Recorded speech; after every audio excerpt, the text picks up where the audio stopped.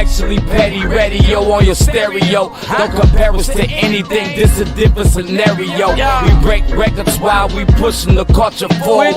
Great music and big vibes right in that order. Intellectually petty radio on the stereo. Don't compare us to anything, this a different scenario. We break records while we pushing the culture forward.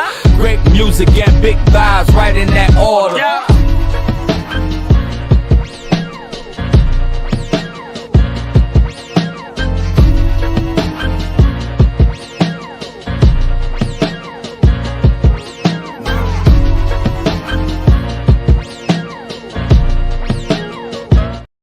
And you are now tuned into another episode of Intellectually Petty Radio, brought to you in conjunction with A Beautiful Machine magazine, as well as the mighty Nerd DJs Radio Network. You already know, man, week after week, day after day, year after year, we only rock with legends around here, and today is absolutely no exception. We have one of the greatest legal minds since quills and ink. that was actually a good one. Just an overall, just phenomenal individual that has been putting in work for decades for our people. One of the greatest criminal defense attorneys you will ever come across. Mr. Jeff Edison, thank you for joining us this evening. How are you? I'm doing great, my brother, and thank you for this platform.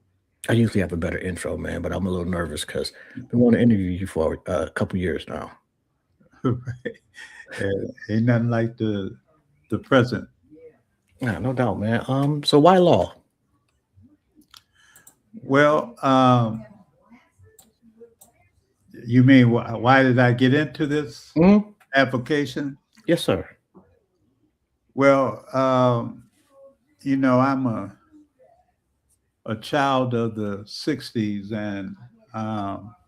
and being inspired in the movement of the 60s, mid-60s, the rebellions. And I was a high school student then in the 10th, 11th, and 12th grade at Mumford High School, and really kind of laid the foundation for student activism.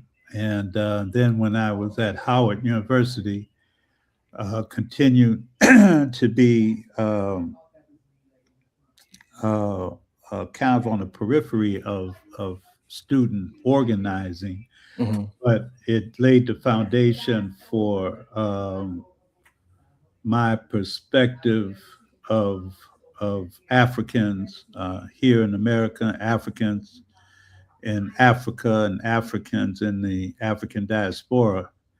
And I initially thought that I might pursue political science as an avocation, and at some point realizing that this would have been like 71, right after the Attica massacre in New York, the Attica brothers at Attica prison, where the state massacred the brothers there at the prison.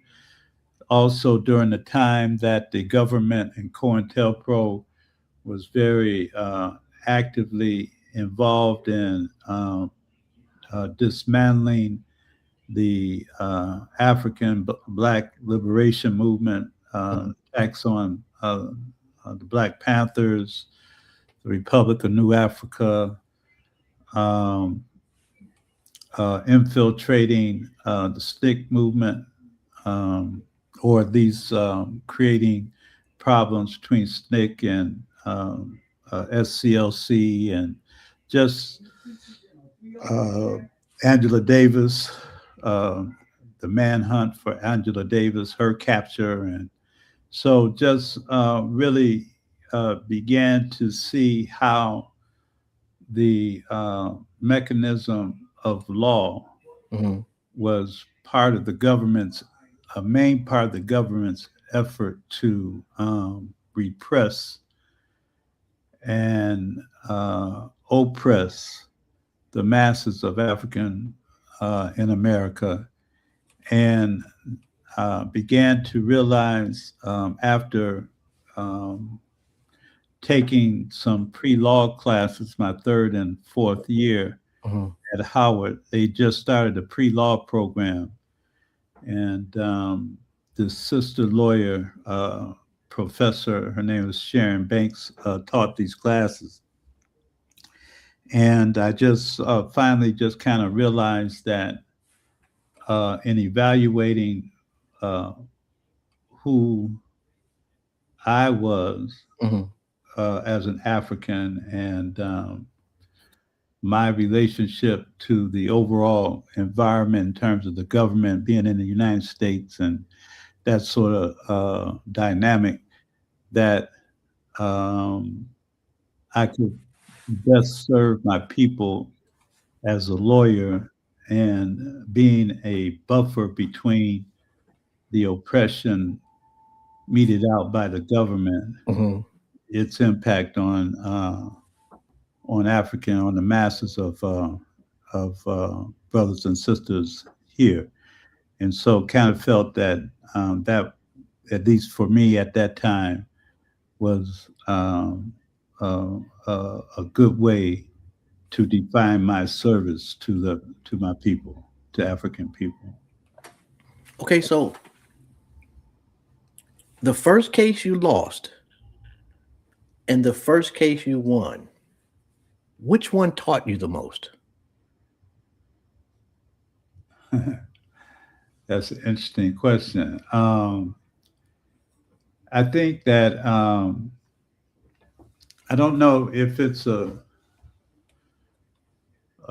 matter of what taught the most. I think that I've learned from each and every case that I've tried, whether we were successful in terms of obtaining an acquittal or verdicts of not guilty, or whether they resulted in a verdict that reflected the government maintaining its burden in terms of guilt. So lessons are learned out of from each case, particularly in terms of how you kind of reflect on what occurred during the trial itself, so that you, from a technician perspective, from an advocate, a trial technician, you kind of look back and see what you may have, what you would be able to tweak in the next encounter, the next battle. And so in that sense, you kind of learn from both, even when it's victorious in terms of obtaining a not guilty, you still reflect on it and see how you can better prepare for the upcoming trial, the next trial that you have. So it's an ongoing process in terms of the skills of a trial lawyer. That's always it's always something different, always something new. So you just have to remain open, because ultimately you're fighting for the freedom of your client, and so that's the most That's a hell of a dynamic. responsibility, bro. Right. So you can't take it lightly, and it's a battle, it's a war. When you're in trial, the government is trying to convict and capture, and you're trying to keep the government up off of your client. So when you're in trial, the that dynamic is crystal clear. you know. Okay, so you've done a ton of things over the years. Um, the NOI delegation to Libya. How did you get involved, and what was it like stepping foot in Libya for the first time? Um,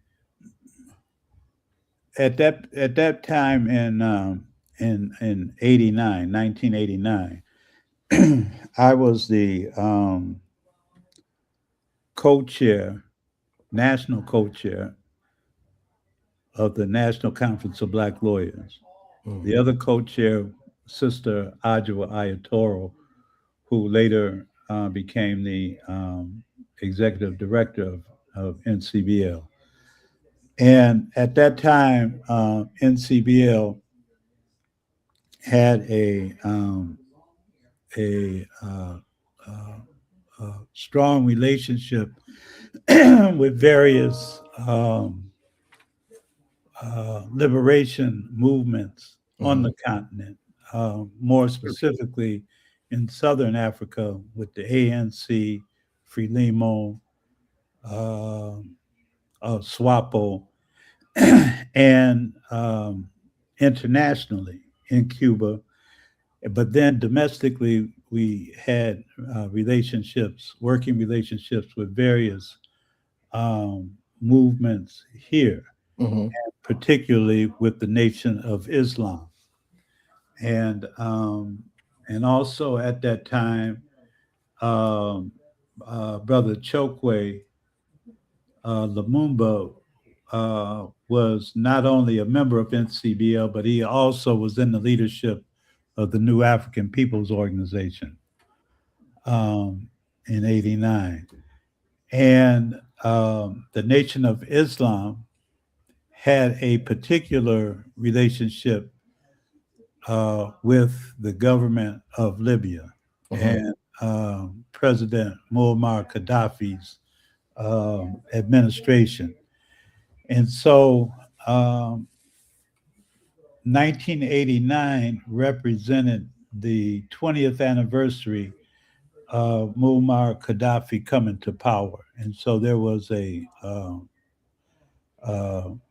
its administration was having a celebration of that 20th anniversary mhm, and had invited specifically invited the Nation of Islam to participate in that celebration.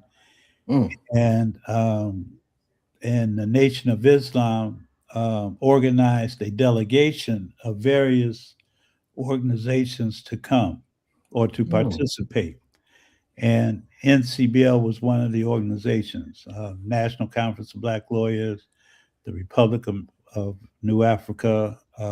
Mario Wadelli was there, part of the delegation. I mentioned Chokwe of the New African People's Organization.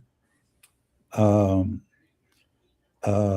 also, um, Kwame Ture was there.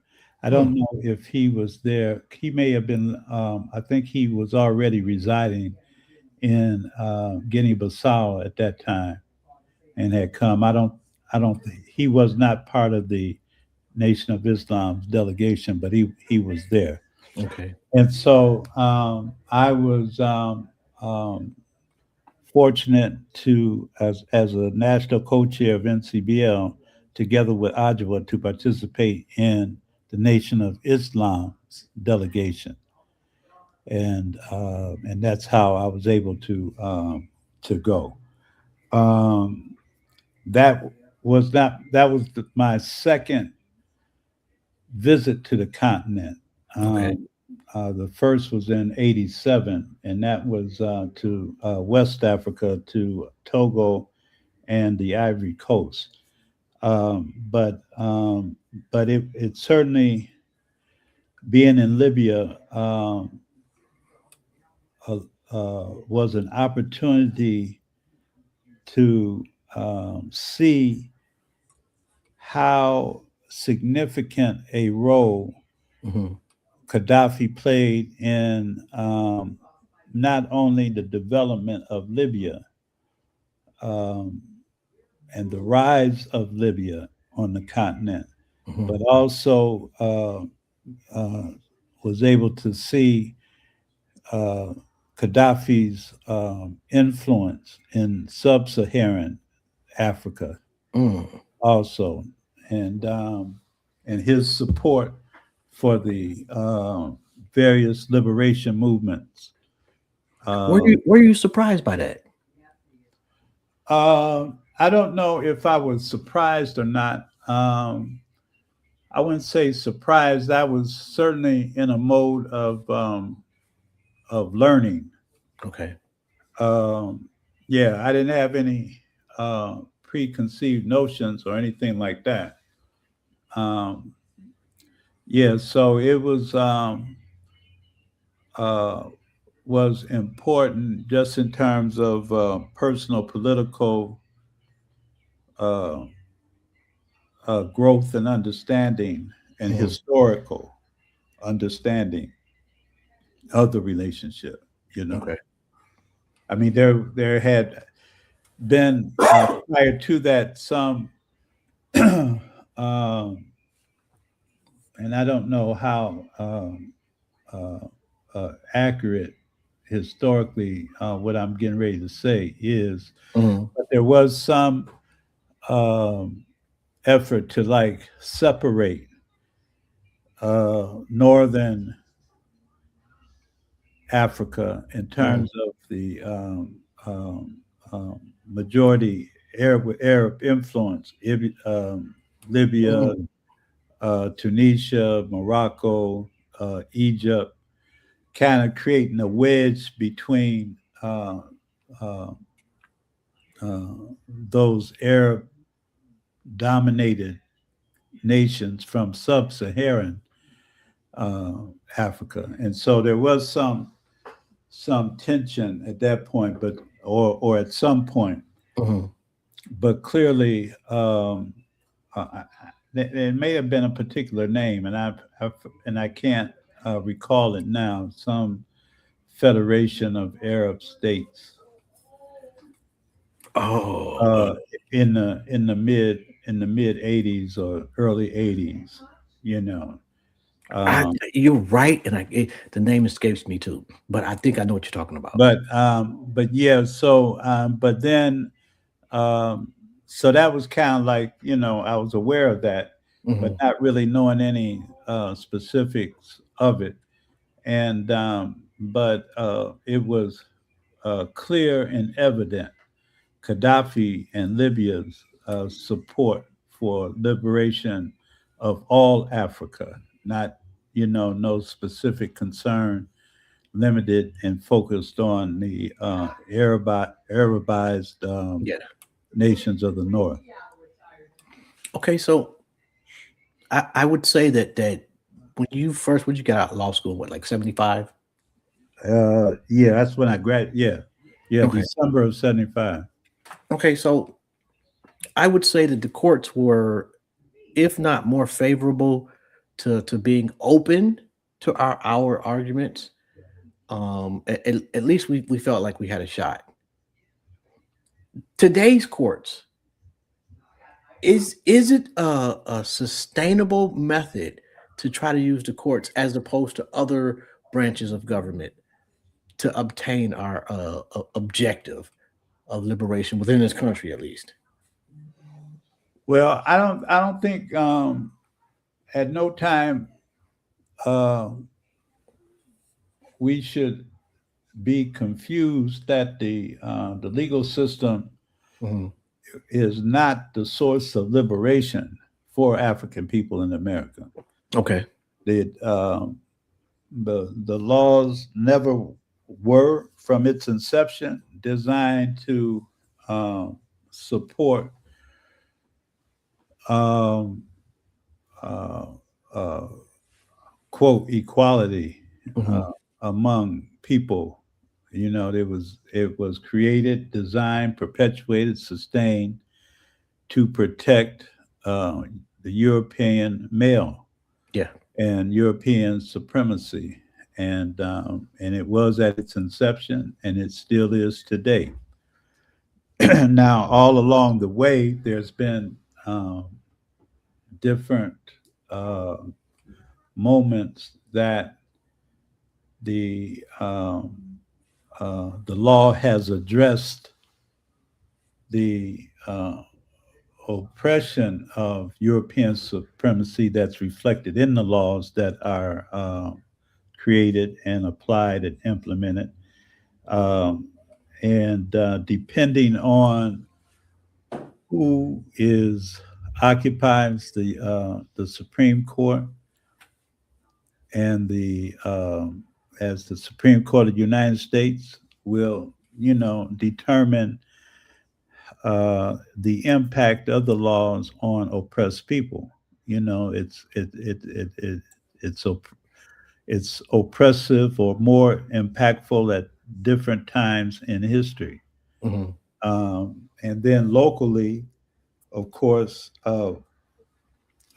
depending on who sits in the judiciary, can make a huge difference in the administration or the quality of justice that the everyday person uh, will feel. Um, for example, with the city of Detroit being a majority African city, black city, there was a time prior to the 60s that the judiciary did not reflect the Yeah. population in the city. But then, and so you did not have judges and juries, for that matter, that we would reflect the percentage of the black population in Detroit. But then in the late 60s, early 70s, which reflected a time of agitation against the status quo, um, and different levels of organizing to change the impact of laws, and not only in the courts but also in housing, Mhm. in education, in employment. All these things were taking place at the same time to try to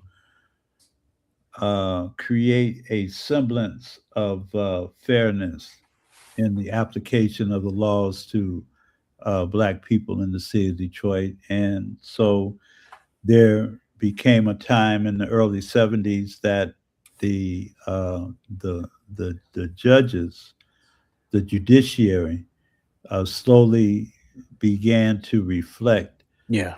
the population, the black population in Detroit, to the extent that um, the at least in the criminal court, the Yeah. record court for the city Everybody black.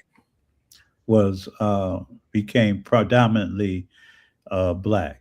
Yeah. Mhm. And that, it's crazy because I've been telling people over the years, because I live in Cleveland now. I said the biggest difference is when you go to court. Right. Like you see a lot of black people in Detroit, of course. It's just but when you go to court and the judge is black, the prosecutor is black, your lawyer is black, the court reporter is black, the Right. everybody in the court is black. It makes a difference. Yeah. Yeah. It truly does, in terms of, because uh, uh, they like to say that justice is blind or the law is blind, but it really is not, because it really depends on who's looking, whose eyes you're looking through. And and it's based on the life experiences of those persons who make the final decision, that are making the decision. And so uh, we like to think that the quality of justice that is being administered is Mhm. being administered equally and fairly. But Yeah. we, of course, understand that it is not. And it is because of the life experiences are different for those who are making those final and important decisions. Yeah. What's been the most important case in your lifetime? Not necessarily yours, but just for Black people as a whole. Um,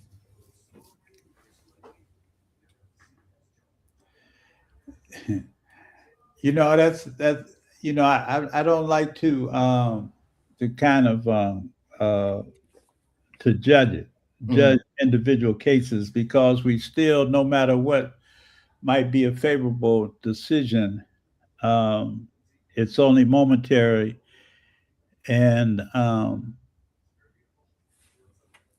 and we still are under the thumb of oppression, legal oppression.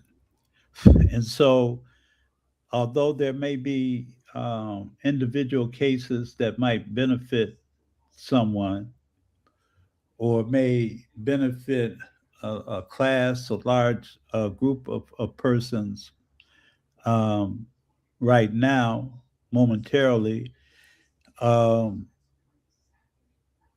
we still, when it comes to the day to day lives of the ordinary person on the street, Mhm. it's still feeling it. It's still rough. And an example of that is what I mean. Like, at one point, historically, um, in the Dred Scott decision, the uh, Europeans said that the Africans did not have any rights that a European was bound to respect. Hmm. Um, and that was in 1854, when a an enslaved African had escaped enslavement, and it went up to and he was captured, and they wanted to bring him back to captivity, and so he was asserting his freedom, that he was free, and they're like, no, you don't have no rights that the you know that a white man is bound to respect. And so uh, and that remained the law of the land, and then you had the separate but equal, another Supreme uh, court decision that established so-called separate but equal facilities, and essentially saying, and that was like the foundation for Jim Crow and segregation, and that allowed for separate public facilities, private Mhm. facilities for Europeans and Africans. And clearly the African facilities were not given the same type of funding and accommodations that the Europeans received. So it wasn't separate but equal, you know. And so, and then, and these are just the landmark kind of cases Mhm. that are generally referred to. And then you have Brown versus the Board of Education, in terms of uh, of recognizing that the separate but equal classification not was unconstitutional as far as education is concerned, and that um, the um, the education systems that were separate for black and white were indeed unequal, and abolished that, and that you couldn't maintain the separate educational systems. But that didn't, and so that was in 50, recent as 54, Mhm. 1954. But after that, we still had big problems in education. Affirmative Man. action, they said, was cool for a minute, and then affirmative action kind of morphed into as a remedy to address past discrimination in employment and education. Then it included other groupings other than black folk, so Mhm. it was neutralized to a large extent that women were included, other ethnic groups were included, which, is just a reflection of the problems or the suffering or the state of oppression that or the impact of oppression of European supremacy. So it like impacts everybody, you know, not one particular group of individuals. It's to maintain the supremacist elite of the European male. So, so it impacted Africans, men and women, European women, Asians, Latinos, Mhm. Native Americans who they, committed genocide against, so all groupings of non-Europeans have been Yeah. impacted, and so we're still dealing with those things today. So, it's, and so we have to continue, we have to remain vigilant in our advocacy um, of dismantling or deconstructing Mhm. the various laws that negatively and repressively or that are repressive or having a repressive impact on the lives of everyday people, and so whether there's one case that stands out more than another case, the bottom line is the people on the ground are still suffering. What do you You know, remember from the riots? you say, what do I remember from them? From yeah, like when it first jumped off. Like how do you find out that there's a riot? Well, I remember very clearly how where I was when I first found out. Mhm. I was 15 years old, and I was over a friend's house that Sunday over on Muirland, right south of Finkel in Okay. Muirland. And we were over there. There's about 5, 6 of us over there playing cards. And uh, and on the news or whatever, it came across the news, and we got out and left and started riding down towards Dexter and saw the police and saw what was happening. And that was that Sunday. And that's how I first realized, well, became aware that the rebellion was going on. What it looked like the next week? Um, I don't have any uh,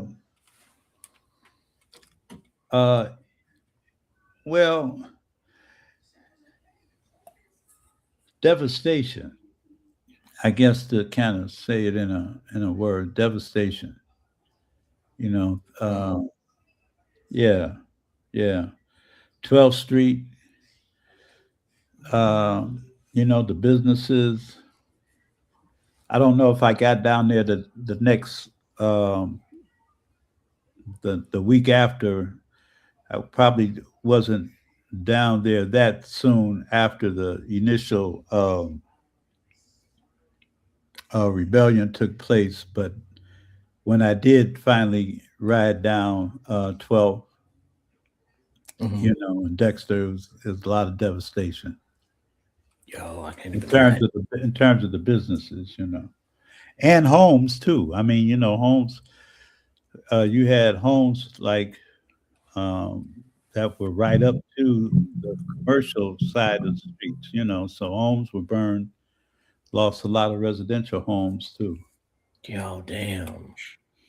Just, Mhm. just from a Detroiter perspective, historically, what have been like the big moments in your lifetime? Well, that probably was the biggest, the Hmm. rebellions. Um, I could say graduating from high school was a big moment.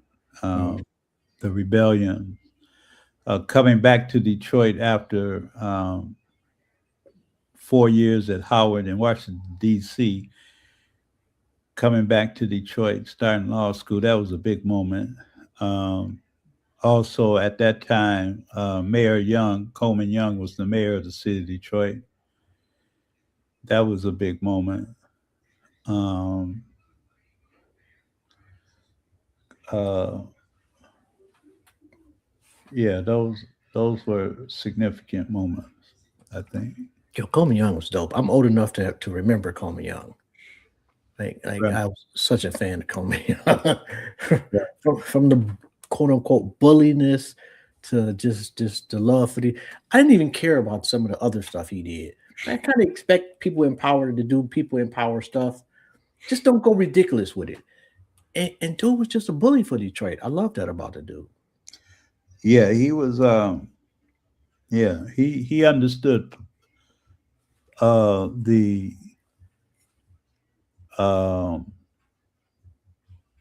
the power of his office of mayor, Yes. and he exercised it without compromise for the benefit of the city of Detroit, for the black folks of Detroit, and which meant for everyone in Detroit. He looked out for the city of Detroit. Man, did he? And this is a question I ask everybody that comes on the show. Has absolutely nothing to do with nothing, but here goes. You're sitting on a park bench, and God sits down next to you, and he or she says you can ask them one question. What would it be?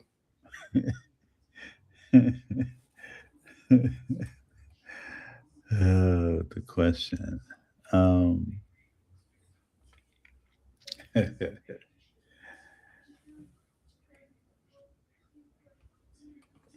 um,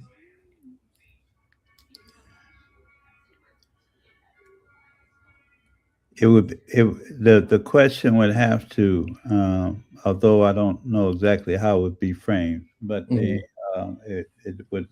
it would focus on the liberation of the African continent, and yeah, yeah, the unification of the African continent, the people of Africa. It would it would be some question related to that. At what point in life do you recognize the roots of Africa for you, and put you on a trajectory to want to do as much as you can to unify us all? Or was it you just always been this way? You was in the first grade and you just love Mother Africa? Uh, I would say it kind of began in high school. Hmm. That really was when I was fortunate to be a student at Mumford High School at the time, from between 1966 and 69, when we had some outstanding teachers who had an African frame of reference, had a Black history frame of reference, Hmm. that really began to tweak or prick our interests in understanding who we were as as who we are as Hmm. as an African people, and so and began to understand that our history was more than just enslavement. It didn't begin with our enslavement here, but certainly uh, began to lay a foundation for understanding who I was as an African.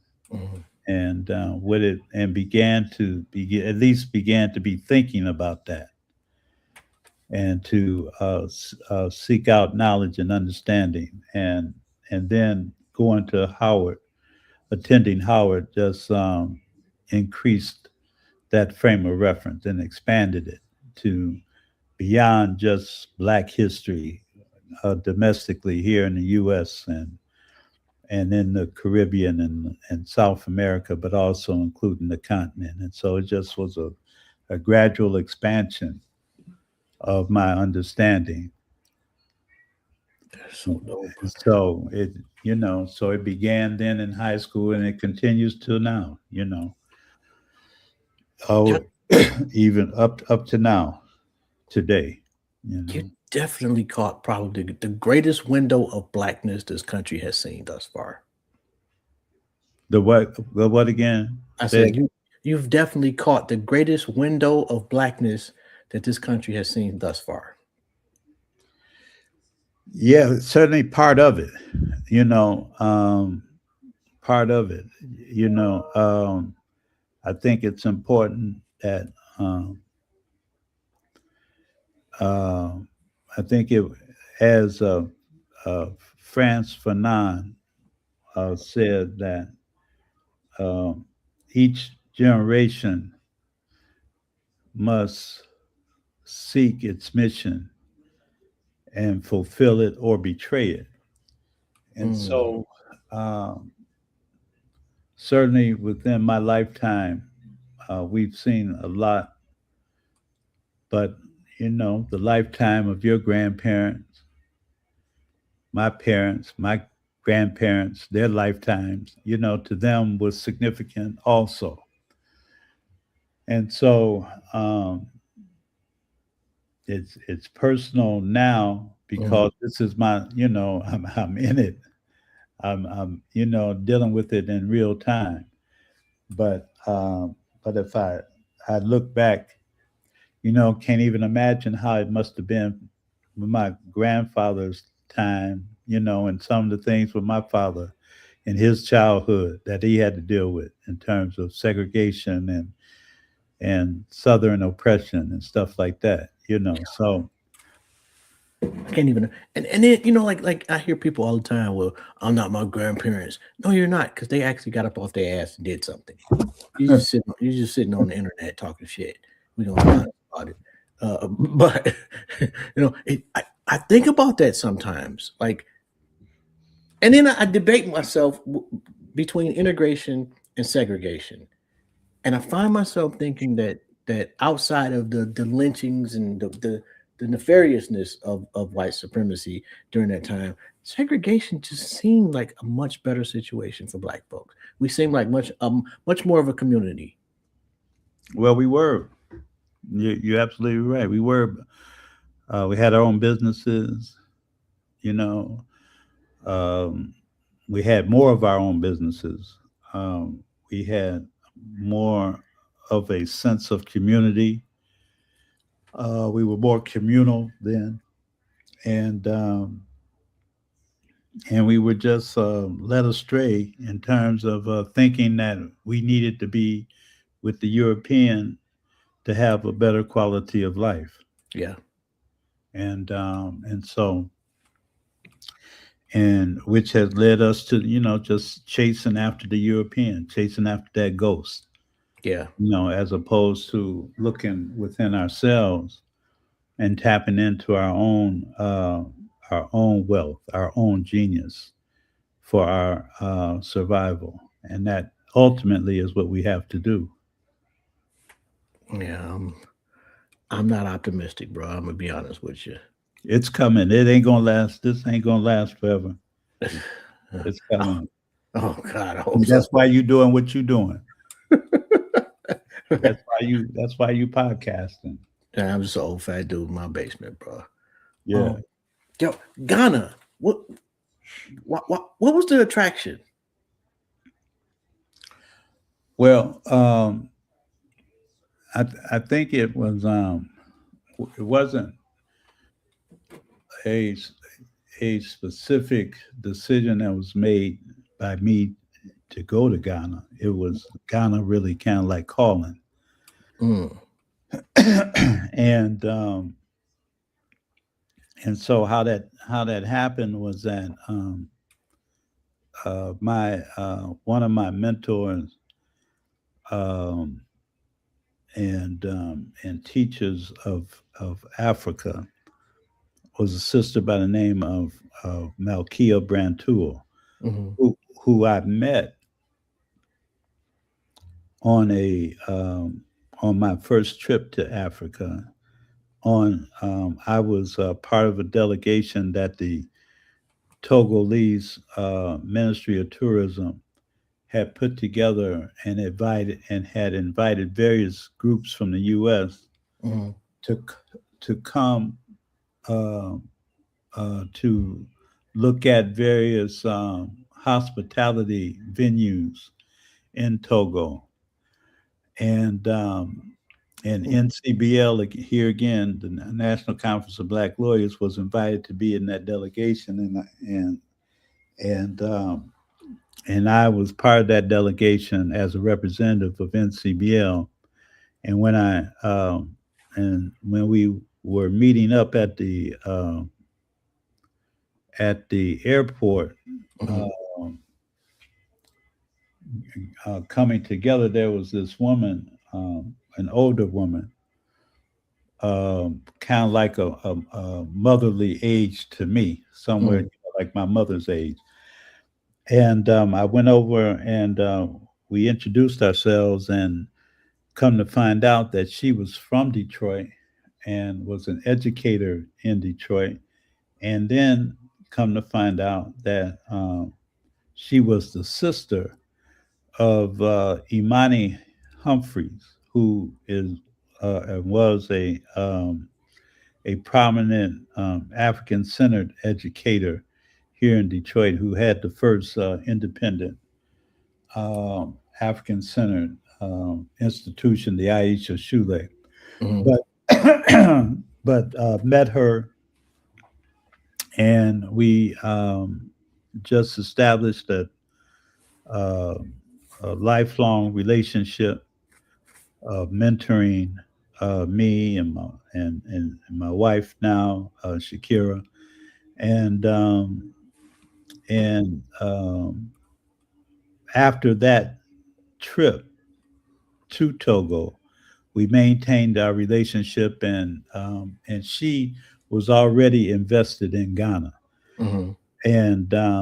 and she talked about organizing a group of where she had organized a group of sisters of women her age, her age, to invest in a building guest houses Really? in Ghana. She already managed a beachfront resort.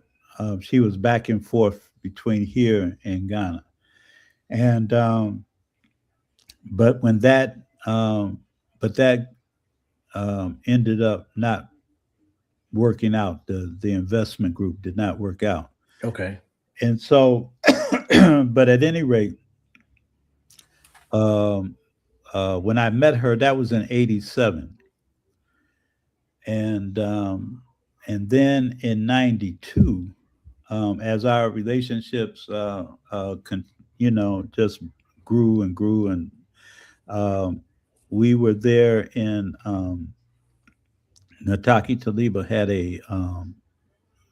Nataki Taliba Schoolhouse of Detroit was Mhm. another independent African centered educational institution in my excuse me. Mhm. And when my uh, oldest son graduated, well, now let me back up. He didn't graduate from Nataki, but Nataki Mhm. sponsored a trip to Abidjan, in the Ivory Coast, the summer of '92. And that is the same time that my son was graduating or graduated from high school. He went to DePorres. He Mhm. graduated from the porch. So we went on the school trip that Nataki had for its students to the Ivory Coast, to Abidjan, and Malkia was in Ghana at the time, and Ghana is on the border, Okay. on the eastern border of the Ivory Coast. So when we were there, the Abidjan, after that part of that ended, we then went overland to visit Mama Malkia in Ghana, and so that was our first time in Ghana, Mhm. and we haven't looked back since, you know.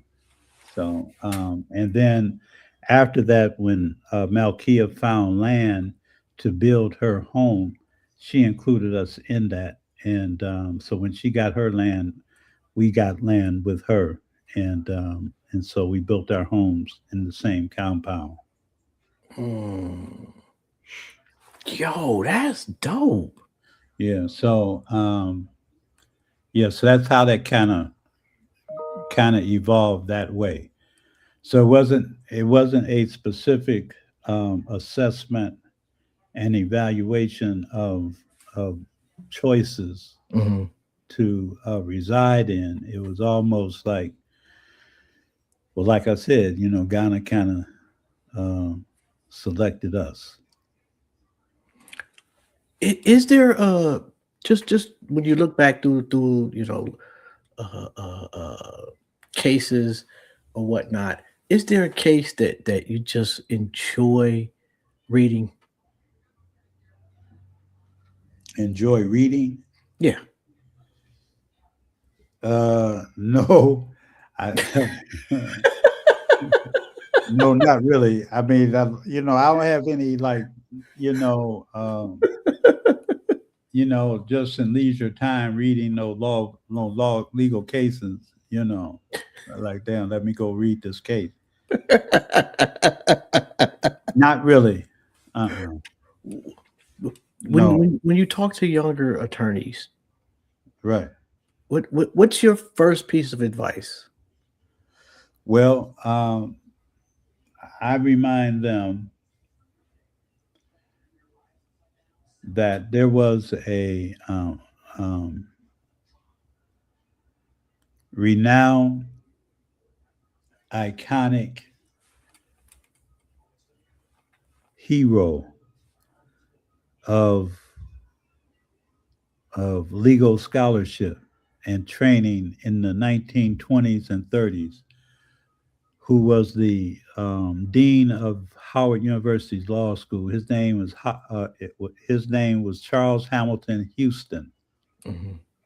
and he organized. And at that time, the majority of black lawyers were trained at Howard.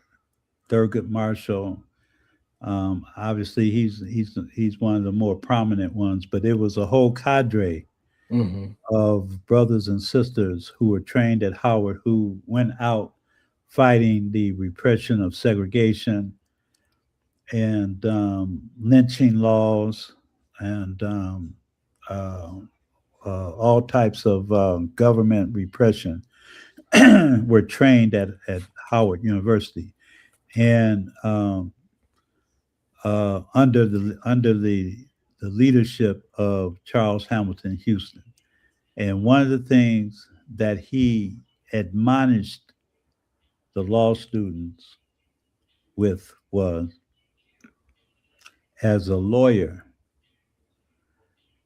you are either a social engineer or a parasite on your community. Mm. And so that quote, and I didn't know of that quote until years after becoming a lawyer. They didn't. I wasn't hip to him at Wayne, you know. Mhm. Uh, so, but it was so critical and important to know and understand what it is to be a black lawyer, you know, and here in the United States. And so you have to, and as a lawyer in the legal profession, you have different opportunities and choices as to what and whose interests you're going to serve Mm-hmm. in terms of your legal advocacy. Are you going to advocate the interests of the people? Are you going to advocate for the interests of property and and the corporate interests? And so you either gonna gonna work to be a social engineer to change things and to protect the rights of your people, or you're gonna you'll be a parasite, just and so in talking with other uh, lawyers coming up, that has to be part of the conversation all the time, all the time.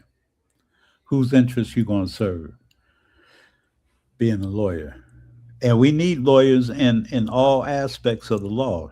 Don't get Right. in all aspects. So, but even when you're in those corporate arenas, how you going to craft your advocacy within that arena to to eke out Yeah. a benefit that will be in the interests of the people. You and your wife wrote a book, correct? The Last Bath. Yeah. Yes. It was about artists. Pardon? Was it about an artist? Uh, well, what the last bath is about Mm-hmm. is most of the attraction, a lot of the attraction to Ghana uh, tourism is that people will tour the dungeons that were used to after our ancestors were captured or brought down to the coast Mm-hmm. and housed in various dungeons before they were taken away um, on the ships to the Middle Passage to the Americas. And so the dungeons were like a really like you know uh, sort of like a touristy kind of historical attraction and spiritual too. I mean, it is very important that Africans in the diaspora know, experience, and understand the horror to the extent possible what our ancestors went through and experienced in those dungeons. Mm-hmm. But in addition to those dungeons, part of the what happened to us was Mm-hmm. that our people were captured in the interior, in the northern areas, and hundreds of miles away from the coastline. Mm-hmm. And after being captured, they then were trekked down to the coastline to those dungeons. And there is one place that our ancestors was brought prior to getting to the coast, which Mm-hmm. was about 25, 30 miles from the coast in an area called Asin Manso. And in Asin Manso, there's a tributary, a water tributary that the enslavers would stop. And after having trekked for hundreds of miles and brought to this spot, and they allowed our ancestors to be unshackled and bathed, and they also were separated the young from the old, the weak from the strong, the sick from the healthy, Mm-hmm. and they were branded. Just the brutality continued, but it was an opportunity to kind of like slow it down a little bit, and also that slowing down allowed for many of the ancestors, when they could, to violently resist, and many of our people were also killed right at this area. In Mhm. this area of Ansimanso, where they had a chance to bathe, was referred to or is referred to as the last bath. And this area um, is memorialized by an outer wall at its entrance. Okay. And the that outer wall, a on the outer wall, a Ghanaian artist depicted the trek of captured Africans from the interior on down to the last bath and then to the dungeons uh, on murals. So Mhm. there, the wall is sectioned off. In each section, there's a painting of a particular episode of that trek from the north to the south to the coastline. And Wow. so we, over time, right after they initially was painted, within a year or two, we happened to be in that area and we took photos of the specific murals. Hmm. And then, and that would have been like maybe 2005, 2006. And then fast forwarded to like maybe the 2013, 14, um, the murals had uh, began to deteriorate, Hmm. and because they weren't being maintained. Right. And so Shakira realized, we had these photos, and eventually we said, well, we would tell the story using, because we had the photos of the original murals in terms of what they looked like. Right. And so we put together the book, The Last Bath, to um, annotate, and we put our annotations to those murals describing what each one meant, and Mhm. also used it as an opportunity to kind of describe our story in terms of how we uh, got there, Mama Malkia, and so that's what the book is about, The Mm. Last Bath. Yo, that is beautiful, man. I truly I can't possibly thank you enough, man, for giving me an hour of your experience. Um, Have to get you a copy of that Last Bath. please do. Yeah. Yes, I need that. When is the autobiography? I don't know about that one. Come on, man. They, Oh, they, they need to know the full unadulterated story, man. Like you've done. I can't possibly cover. I don't know how many decades in an hour, man. Um, but yeah, we need a book, man. If you ever decide to write it, please let me know because I want to be one of the first to get a copy. well, I'm gonna send you a copy. Joseph, send me your address. When you go, Okay. would you not? You in Cleveland, right? Yeah. I was just back home last weekend. Okay. Yeah. Well, I come up there, I don't know, every couple months. yeah. Well, I ain't gonna wait that long. If you send me your if you send me your info, I'll be sure to get it to you. Get you a copy. I got you. No doubt, man. You have a good one, man. Yo, and you already know, man. If you need anything, man, I got you. I'm certain you won't. Not from me, but if Oh there no, is man. anything, We out here together, man. There's a African concept and principle called Ubuntu. Ubuntu, Ubuntu. And that means I am because we are. We are because I am. So it's the concept of the interconnectedness of and oneness of us all, man. So we in this together. No doubt, man. We in this together. You have a phenomenal evening on purpose, bro. Once again, I appreciate you. And continue helping us. Yeah, man. We like I say, we in it together, man. We helping each other.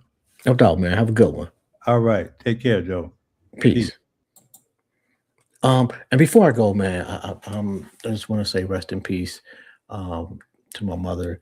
She passed away in 2020, and today was her birthday. So happy heavenly birthday, Ma. I can't express how much I miss you. It was an absolute honor and a joy and a privilege to be Lorraine's son. I'll see you in about an hour. Peace.